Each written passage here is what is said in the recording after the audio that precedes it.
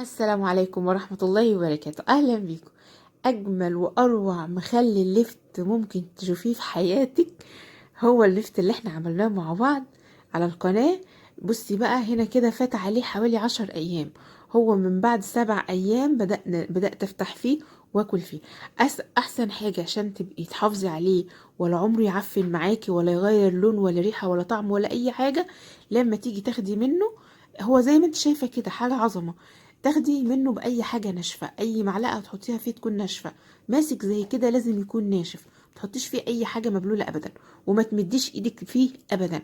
إيديكي هي اللي هتخليه يعمل العفن الأبيض. شايفين ده بقاله أكتر من 10 أيام، فتحاه بقالي 3 أيام. ما شاء الله زي ما انتوا شايفين كده، روعة. المية بتاعته تتشرب يا جماعة، وشايفين اللون، وشايفين وإلا القرمشة بقى. وعلى فكرة كمان الملح بتاعه مظبوط جدا جدا. عايزة طريقته بالظبط بالتفصيل هتلاقيها في الرابط في التعليقات، أو التعليق مثبت. بصي مقرمش لحد الآن، جميل جدا، يعني حاجة خطيرة. رابط الفيديو كامل والطريقة بالظبط في أول تعليق مثبت.